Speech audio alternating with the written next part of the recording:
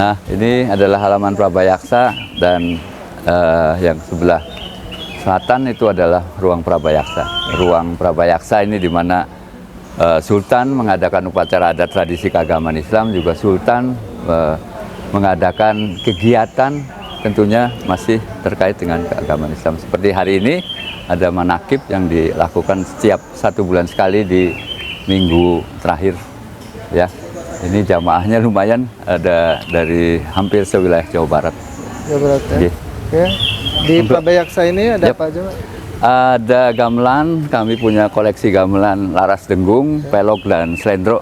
Nah, ada 5 instrumen gamelan yang digunakan untuk alat siar oleh wali. Pertama pelok, slendro, dengung, renteng, dan sekaten. Nah, di Kacirbonan kami punya 3 instrumen, pelok, slendro, dan dengung.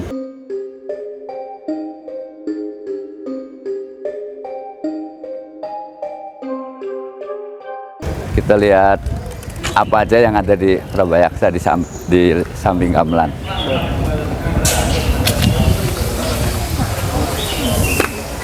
Punten, Ibu.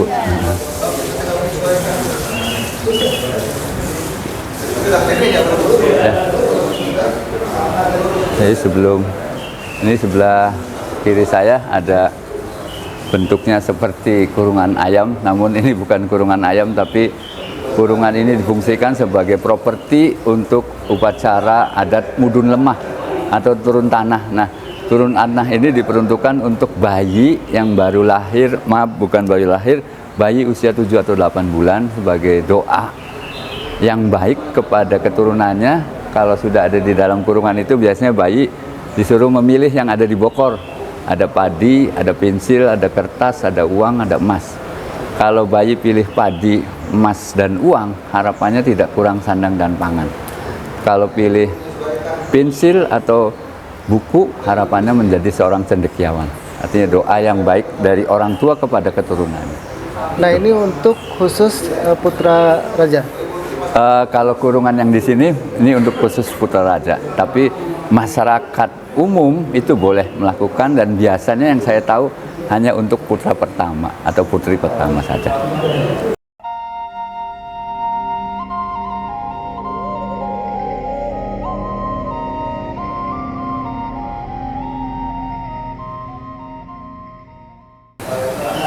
Ini karena tradisi ini kan asimilasi juga. Asimilasi, jadi artinya mungkin dari abad ke-16 itu sudah ada tradisi ini. Tuh. Nah, ini juga ada dokumentasi terkait layonan Sultan. Layonan itu apabila Sultan mangkat atau meninggal, tradisinya ditanduk, digotong dari keraton menuju ke komplek makam Sunan Gunung Jati yang jaraknya kurang lebih 8-9 km. Tapi tentunya sepanjang jalan itu sudah standby abdi dalam dan para kemantren untuk bergiliran menggotong. Tuh. Nah, ini juga ada pernikahan adat Pangeran Siddik Arjadiningrat dengan Ibu Ratu Siam dari Kanoman 1950. Ini ada dokumentasi Sultan kami yang ke-5, Pangeran Raharja Dirja. Ini juga sama terkait dengan pernikahan adat tadi. Nah, ini dokumentasi terkait dengan putra Sultan Kacirbonan yang ke-8. Nah, Sultan Kacirbonan yang ke-9, beliau yang digendong oleh Ibu Suri, Ibu Ratu Sriningrat, tahun 70. Ya. Ini juga lengkap putra dan putri Sultan Kacirbonan yang ke-8, maaf. Beliau yang dipangku oleh Sultan Kacirbonan ke-8 adalah Sultan Kacirbonan ke-9.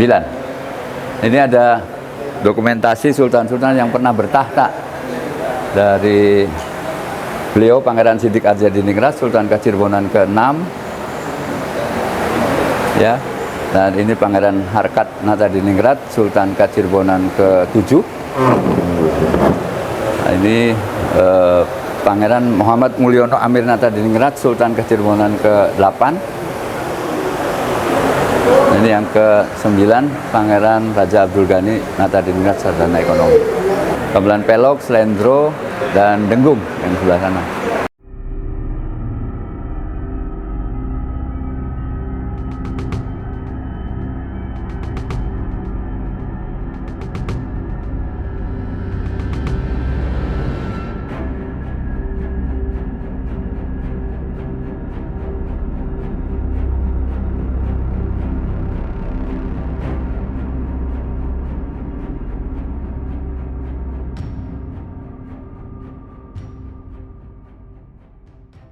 Nah, kalau tadi ruang Prabayaksa, di mana Sultan mengadakan upacara, ada tradisi dan juga Sultan menerima tamu.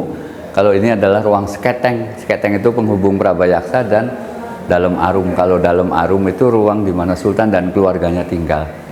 Jadi batas kami berkunjung sampai di sini, terus ke kanan. Ini juga silsilah. Nah, pedang-pedang yang ada di dinding ini adalah pedang para perwira yang ada di Kesultanan Kacirbonan. Jenisnya jenis pedang sabet Pajajaran. Ini juga ada satu set busana pengantin adat Kesultanan Cirebon. Dan busana ini alhamdulillah sudah dimiliki oleh para perias yang ada di Cirebon. Artinya yang menggunakan pakaian adat ini boleh untuk halayak umum, agar tradisi ini bisa lestari, bisa eksis. Ini beliau Sultan Katuan Kacirbonan dengan garwa dalem atau permaisuri, yang di bawah ini lengkap dengan putra dalem dan putri dalem. Di sebelah sini ada pedang sabet Pajajaran. Ini milik dari Sultan kami yang pertama, Pangeran Amirul Mukminin Muhammad Haribin II, bersanding dengan pedang King Willem. Beliau di 1814 juga baru dinobatkan menjadi Raja Muda dan mengirimkan satu buah pedang kehormatan untuk Sultan kami yang pertama. Nah, ini pada waktu penobatan beliau tahun 1997 bulan April tanggal 19 hari Sabtu.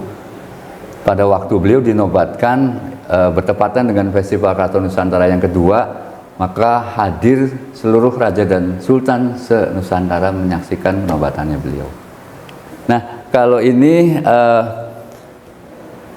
pelaminan pada waktu prosesi pernikahan putra-putri sultan. Namun karena ini kondisinya sudah sangat tidak memungkinkan, jadi hanya sebagai simbol saja, simbolis.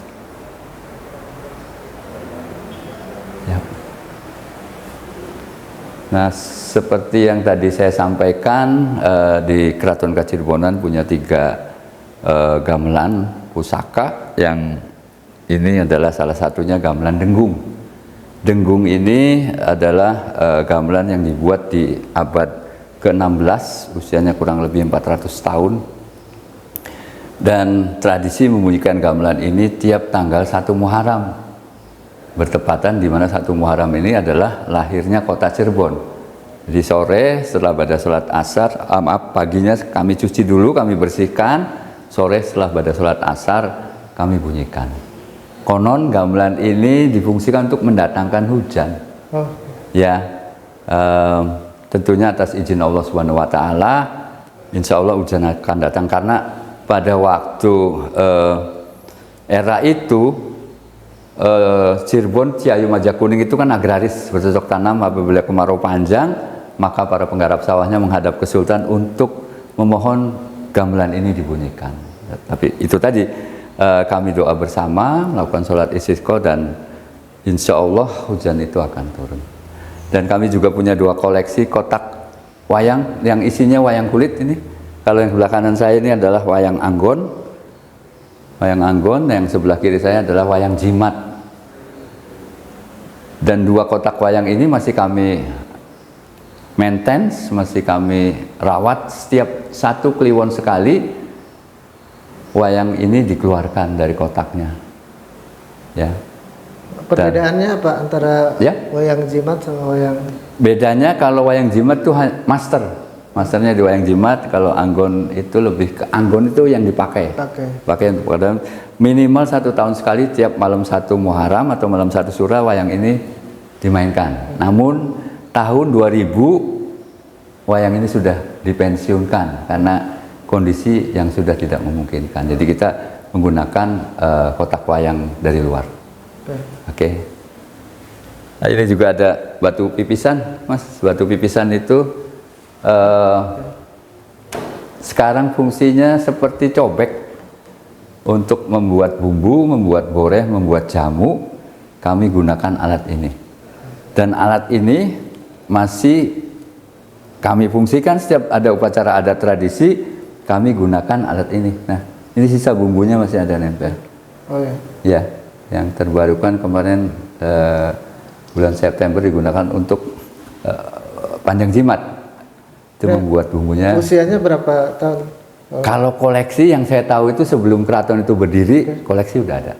Properti udah ada. Jadi artinya lebih tua dari keratonnya itu sendiri. Oh iya. Betul. Ini baju sultan dari yang ke-9 sampai dengan yang ke-5 ini. 5 sampai 9 yang masih digunakan yang sebelah kiri. Dan begitu berikut dengan kain panjangnya atau lancar. Monggo silakan. Nah, kami juga punya koleksi keramik dari Eropa, ada dari China, dan ada dari lokal juga. Kalau yang dari Eropa ini, Mas, semacam alat simpan air. Kalau sekarang mungkin dispenser, tertulis ada London di belakang. Tahun berapa itu? Ini juga sama, sekitar 700-an, Mas. Oh, berarti dulu tukeran ya, Mama ya? Sering barter gitu, ya. Jadi sebenarnya yang sekarang itu mengadopsi ini cuma teknologinya aja belum panas dingin, masih masih natural. Iya. Ini koleksi pecahan juga Sultan kami yang ke-8, Pangeran Muhammad Mulyono Amirata Diningrat itu beliau gemar sekali mengkoleksi pecahan. Ada dari yen Jepang, ada Republik, ada Eropa juga. Oke. Nah, ini ada manuskrip terkait dengan mushaf kuno, mushaf yang masih ditulis dengan tangan. Ada torekot, ajaran torekot, ada fikih, tasawuf, dan ada beberapa naskah yang sudah ditransliterasi ke dalam bahasa Indonesia. Nah, ini manuskrip itu lebih ke apa isinya? Isinya lebih ke torekot ada, tasawuf, fikih, sejarah juga ada.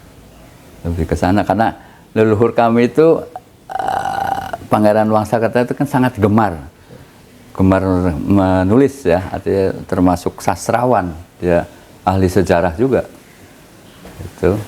Nah, estimasi tahun berapa ini, Mbak? Ini kisaran antara 1.600 sampai 1.700. Ya. Kisaran segitu. Nah, ini kegiatan beliau di dalam keraton dan di luar keraton. Ada beberapa selebritis juga yang pernah berkunjung ke kami. Juga pernah Pak Sultan menerima sebagai tokoh pariwisata, 55 tokoh pariwisata. Nah, ke Istana Negara dengan Sultan dan Raja-Raja, ketemu Presiden. Dan kegiatan pariwisata, ada kunjungan kapal pesiar dari berbagai negara di keraton.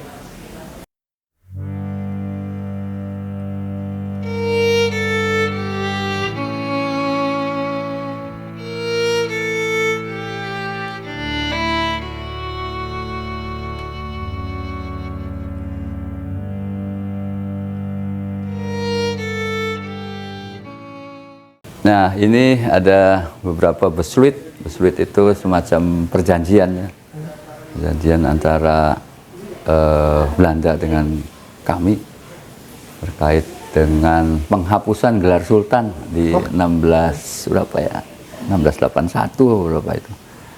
Tapi ya tetap kalau masyarakat kita kan masih mengakui bahwa beliau sultan ini adalah kebijakan kepentingan politik lah. Karena berujungnya nanti ekonomi.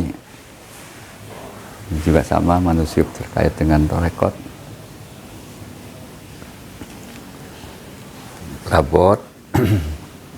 Nah, ini batik keraton Cirebon. Batik di Cirebon itu ada 2 motif besar. satu motif pesisir, dua motif keraton. Yang membedakan kalau pesisir itu warnanya lebih berani, lebih cerah, tapi kalau keraton cenderung lembut dan bahkan gelap. Namun pesisir dan keraton mengambil simbol unsur flora dan fauna. Ada merak, ada burung, ada ayam, ada daun, ganggang, itu. Dan satu batik tulis kalau yang ukuran 2,5 meter itu bisa sampai 6 bulan. Dari mulai ngetel sampai dengan ngereng-ngereng, terus pewarnaan itu 6 bulan. Ini ada properti tempat lilin untuk upacara Panjang Jimat. Panjang Jimat ini adalah memperingati lahirnya Kanjeng Rasulullah Muhammad SAW. Sengaja kami tidak bersihkan tempat lilin ini karena ada waktu tertentu seminggu sebelum hari H kami bersihkan. Oh, memang sengaja ya? Sengaja, ya. Sengaja ada waktu yang khusus untuk membersihkan. Ini pedang-pedang jenis sabet juga yang digunakan pada waktu beliau diasingkan sampai ke Pulau Ambon. Yang terkenal juga namanya Perang Kedongdong atau Perang Santri di Desa Susukan. Ini adalah pedang hasil rampasan pada waktu Perang Santri di Desa Kedongdong. Perang Santri? Yes, Perang Santri itu jenderal lapangannya Ki Bagus Rangin dan Ki Bagus Serit, tapi tokoh sentralnya adalah Pangeran Amiril Mukminin Muhammad Herudin II, yaitu Pangeran Raja Kanoman. Tuh. Nah, ini juga kami punya satu set topeng Cirebon ya. Ini yang saya tahu adalah fase kehidupan manusia dari mulai bayi, balita, remaja, dewasa dan tua. Panji adalah mapan ingkang siji. Kita yakin dan percayanya Allah Subhanahu wa taala yang kita sembah. Kedua, itu menyambangi silaturahmi seperti Kang Nana menyambangi kami di Keraton Kecirebonan karena sangat banyak manfaat dari silaturahmi itu. Ini adalah rumyang. Kalau Kang Nana merantau ke tempat lain, artinya kita harus bisa memberikan sesuatu yang harum untuk kampung halamannya. Dan keempat adalah tumenggung. Tumenggung adalah karakternya sudah dewasa, bertanggung jawab untuk melaksanakan tugas. Nah, yang kelima adalah klimaks dari kehidupan manusia, yaitu menjadi seorang leader. Tentunya leader yang dengan proses tadi. Leader yang bisa ada manfaat untuk lingkungannya, ada manfaat untuk masyarakatnya. Nah, ini juga satu motif lokal jenius, namanya Macan Ali. Macan mengambil hewan yang sangat disegani oleh kawan dan lawan. Alinya mengambil dari menantunya Kanjeng Rasul, yaitu Sayyidina Ali. Ini menjadi lambang kebesaran Kesultanan Cirebon. Isinya 2 kalimat syahadat. Artinya barang siapa yang bisa mengimplementasikan 2 kalimat syahadat, insya Allah akan selamat di dunia dan akhirat. Karena di dalam 2 kalimat syahadat tadi ada hablum minallah dan hablum minannas. Di bawahnya ini ada motif yang sangat khas, yaitu wadasan. Wadasan itu filosofinya wong urip atau kita hidup itu harus punya pegangan yang kokoh dan kuat seperti wadas. Apa itu pegangannya? Yaitu agama. Agama apa yang kita anut adalah agama Islam. Nah, nanti kalau sudah kuat kokoh, nanti naik ke atas menjadi megamendung. Megamendung itu leader ya, di atas filosofinya. Artinya tentunya mendung itu sesuai dengan karakternya bisa mengademi yang ada di bawah, dan endingnya outputnya nanti akan ada keberkahan turun, yaitu hujan yang ada manfaat. Nanti kalau sudah jadi leader dan namanya akan harum seperti pandan wangi yang ada di kiri kanan ukiran ini.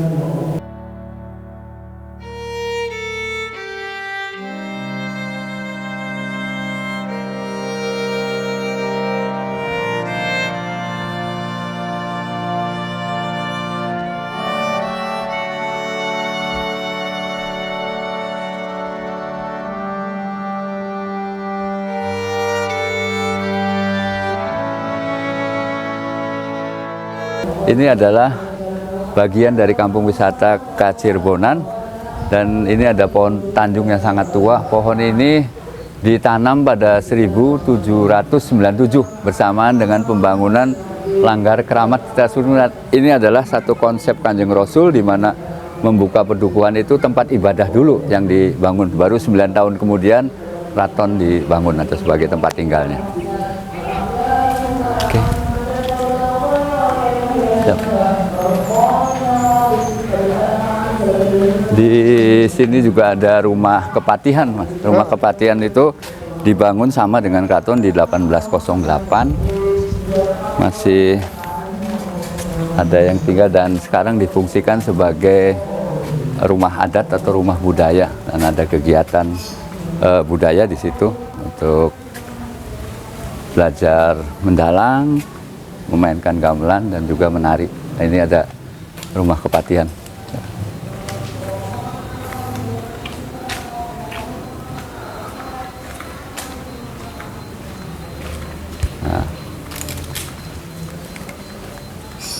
Nah, ini juga bagian dari destinasi wisata Kacirbonan, sebagai difungsikan nanti sebagai workshop gamelan, workshop mendalang dan menari.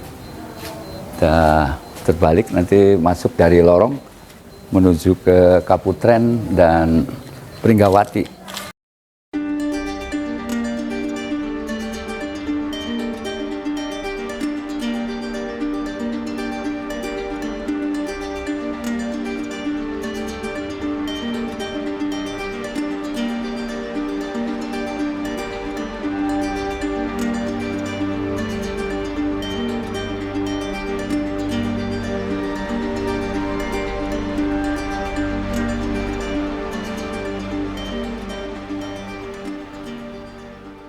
Nah, ini kampung wisata masuk dari lorong ini.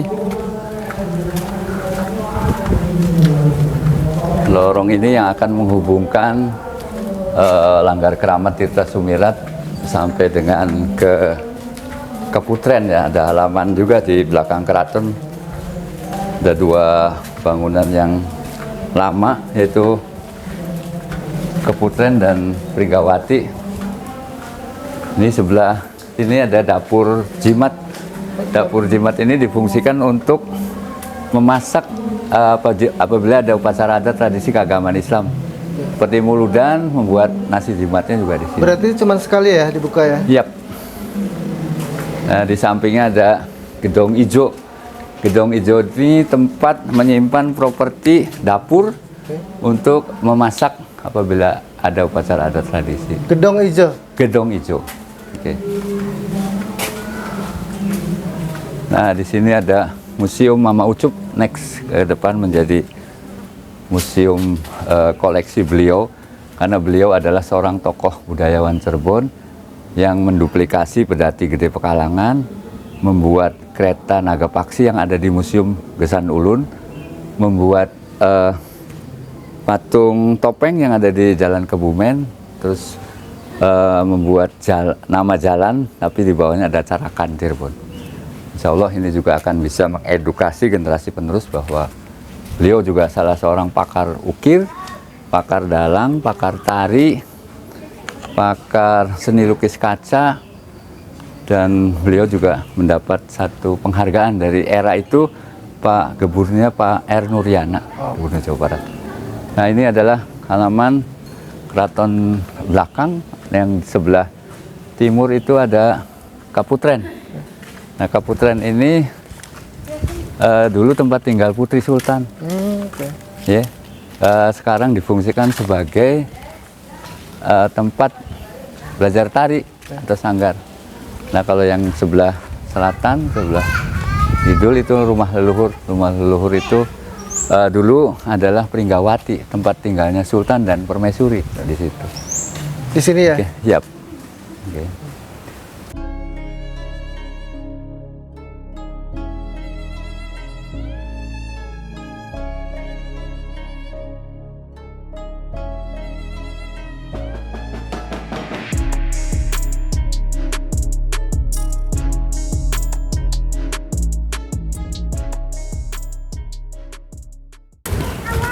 Ini ada sumur keramat, di mana sumur ini untuk mencuci beras jimat untuk pada saat upacara panjang jimat. Namanya sumur apa? Sumur Keramat Keraton Kacirebonan.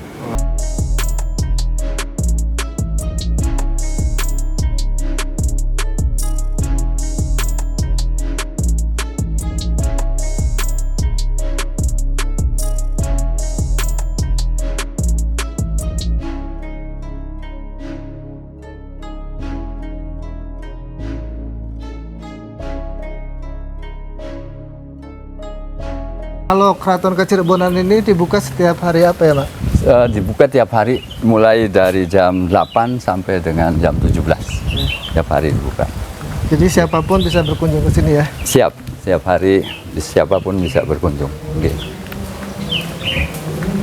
Sebetulnya alhamdulillah dari mancanegara juga kami sudah dari tahun 1982 banyak mahasiswa dari luar itu yang mengkaji terkait seni dan budaya di Kacirebonan. Dan salah satunya adalah Mama Erik. Mama Erik itu sampai sekarang masih silaturahmi. Maka dia punya schedule per 2 tahun sekali berkunjung ke kami di sini. Masih silaturahminya kami masih Kuat ya? intens ya. Dan ada juga dari Australia, ada Jack Buddy, ada Mr. Alan Thomas. Kalau dari Amerika yang ada lumayan, ada banyak. Ada Michael Ewing yang ahli bahasa Cirebon, ada Michael White ahli sejarah, dan gurunya Mama Erik, dan ada Matthew Isaac Cohen, ya, ahli wayang ya, dalang juga, itu dari Inggris. Jadi, kami sebetulnya sangat welcome dengan pengunjung ya, baik mancanegara maupun lokal. Jangan lupa like, komen, share, dan subscribe.